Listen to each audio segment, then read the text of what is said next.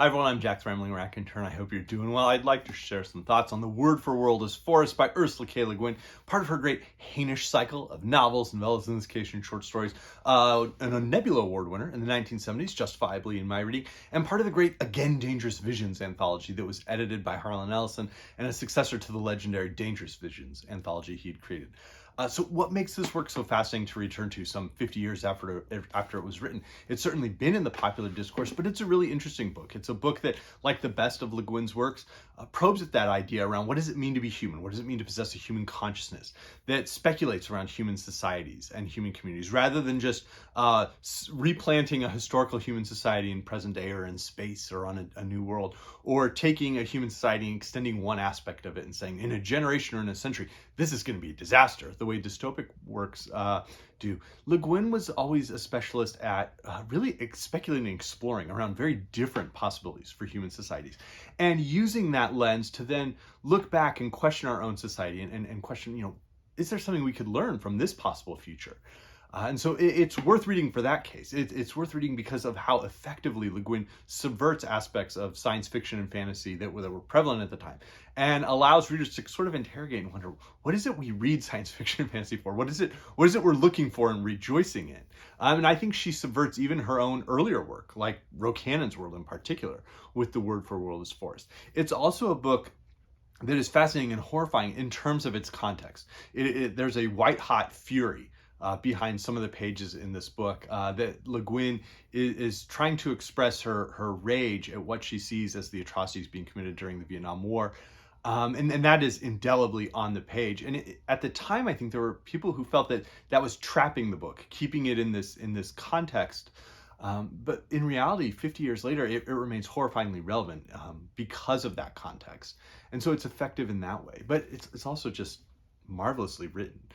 We have the Astrians, one of the many worlds seeded by the great Hain, just like our own Terra, and just like Gethin or Karhide from the Left Hand of Darkness, and many, many other worlds. And so the Astrians are humans and humanoid, and they're a little different. They're a little bit smaller, roughly 3 feet tall. Their skin's a different color. They have a little bit more hair.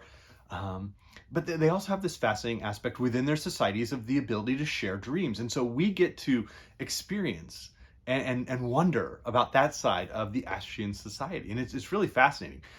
We also see that their word for world is forest. That unlike Earth and Terra, this idea that our planet, the land, is what is so important here, and what we can make from the land. There it is the forest, because they live in their forest. They live in the root systems of trees and the undergrowth of the forest. And so that's like this fascinating community we get to capture. And we see how will they resist an invasion, a colonization that truly is an invasion and that could potentially be genocide. How will this community of dreamers, of people who are peaceful, begin to resist? And so that is the story Le Guin gives us in marvelous detail, in wonderful prose. And yet, as she's doing that, again, she's asking those questions around humanity. Are the Astrians human? And there are Terrans or other Hain civilizations that pretty firmly identify the Astrians as human. And yet they've been enslaved. They've been forced to work in these logging camps, destroying their own forest, their own homeworld, and ruining it forever. There are characters who want to commit genocide against them and just totally exterminate every last Astrian. There are characters who want to burn the forest and burn their communities down. A very, very clear callback to the napalm bombing that was occurring in Southeast Asia. There's a real horror to that. It's interesting that Le Guin makes choices throughout the book. She has the Astrians characterize humans or Terrans this way. A character says, "The world is always new, however old its roots. Selvar, how is it with these creatures then? They look like men and talk like men. Are they not men?" Selvar replies, "I don't know. Do men kill men, except in madness? Does any beast kill its own kind? Only the insects. These humans kill us as lightly as we kill snakes. The one who taught me said that they kill one another in quarrels and also in groups, like ants fighting. I haven't seen that, but I know they don't spare one who asks life. They will strike a bowed neck. I have seen it. There is a wish to kill in them, and therefore I saw fit to put them to death." And so there's this horror in the Astrians and what they perceive as this perpetual cycle of violence that the Terrans have brought with them to the world of Ashe, which the Terrans, of course, have colonized and called New Tahiti. Um, and so there's a despair that seems to exist there, and we begin to wonder, how does a society? We were told that the Ashians, through the ability to share dreams, have an ability to sort of share pain, but also share joy with each other, and that they have dream lodges that the male Ashians go into, and they can share dreams. They can share, in a sense, memories, but also hopes and horrors. And through that, their society doesn't really involve violence. Astrians don't act out and violently towards each other. They don't quarrel in a way that leads to murder. It doesn't seem to be any sexual violence within their societies. And we're told that every now and then there will be one who seems to be just totally incapable of sharing the dreams and being a part of the community. And so they isolate that person, and that person's separated from the community, but not executed or murdered. And so this society is, of course, very different from the Terrans. And it is, again, a speculative society that's fascinating. And how will this society resist? How will a society that doesn't have violence within its communities resist and defend itself against, as I said, what is very likely to be total genocidal violence? And that's what the book's going to explore. But Le Guin makes another choice. As I said, she subverts some of the conceptions we have of science fiction or fantasy. And what are we reading it for? Are we reading it to read about these heroic humans who just go in and wipe out aliens? Are we reading it to read about these massive battles and these heroic, the great weapons of destruction that can be wrought upon, one's enemies?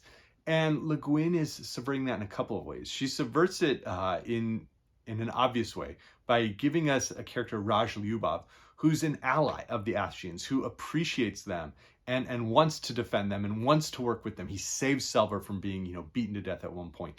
He doesn't necessarily go and work to, report on where every Astrian, small community is.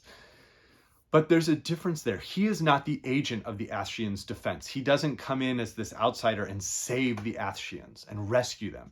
And not unlike the way that Le Guin had done in her earlier novel, Rokanan's World, where she has this character come in from outside and join a world that's new and be part of that world and really save a civilization there. Here, it's very different. Lyubov is an ally, but he is not the agent of their salvation. He's not this messianic science fiction hero. And even within Lyubov, there's questions around some of his decisions. He seems to be a misogynist within his narration. And so he has the ability to appreciate the Astrians, and yet he has his own flaws. He's a very imperfect Terran.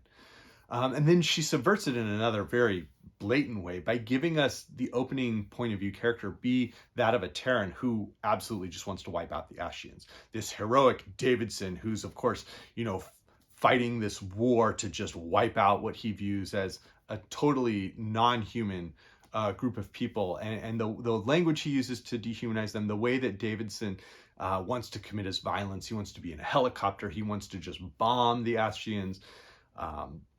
It's very clear that he has raped Astrian women, and it's all horrible. This is the person whose consciousness we are dropped into when the novel starts, and that's an interesting choice from Le Guin. It seems very clearly to be this question around, is this what you're looking for? Is this what the book you came to read? And then the second chapter is from Selvar, a native Astrian, who we see the great violence that has been done to him and to his family by Davidson.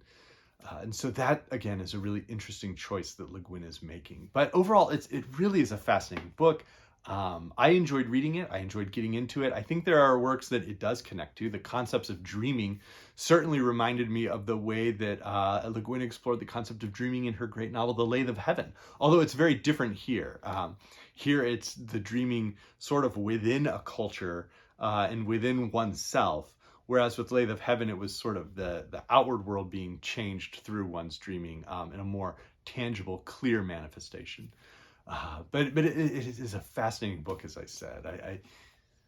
It is certainly influenced by the Tao Te Ching from the great Lao Tzu. And Le Guin wrote a couple of works, I think, that very clearly are referenced by this work or by Taoist thought, to the extent where she herself has a translation of the Tao Te Ching that one can find. I was reminded at times of In a Lonely Place by the great Dorothy B. Hughes, in part because of how that subverted noir and crime fiction and private detective books or police procedurals, and allowed women to be agents of their safety and their defense, and to participate in the solving of crimes rather than to just be victims, the way that so many of Hughes' peers were writing women. So I was reminded of that work. I was, of course, reminded of The Left Hand of Darkness. I'll link my video about that work. I'll link my video on Rocannon's World, and the many great books that she wrote within the Hainish sequence. I was reminded a little bit of The Chosen Place, The Times, People from Paula Marshall, where we have a very contemporary perspective on the concept of people from the U.S. or Europe coming and saving different civilizations here on Earth. I was reminded of the violence that we see in Weep Not Child, or really any of Ngugi's works that explore the aftermath of the suppression of the Mama and what was going on in Kenya in the 1950s and 1960s. And of course, I was reminded of the Agricola from Tacitus, because of the famous speech where he has a British leader who wants to resist the Romans, use the famous sentence, they make a desert and call it peace, castigating the Romans. And here, Selver and the Astrians make a comment about, they make a dry beach and call it peace, referring to the idea that the Terrans are just going to burn everything down and wipe everything out. And then finally, I was reminded of the many wonderful works that exist in, again, Dangerous Visions. So let me know if you've read The Word for World is Forced. I certainly enjoyed it. I think I'll say this about adaptations of The Word for World is Forced. I don't think Avatar is a direct adaptation of The Word for World is Forced, but I would say that I think Avatar is the movie someone could make if they read The Word for World is Forced and thought that Davidson was just misguided and needed, what if there was a good guy Davidson out there and we put him in the book? That's where we might get something like Avatar. So that Le Guin herself has disavowed any connection to it, particularly from the way that the Astrian defense is different in her book from what happens in that film. So let me know, though, if you've read this or if you have other great works from Le Guin that you enjoy. Thanks, everybody.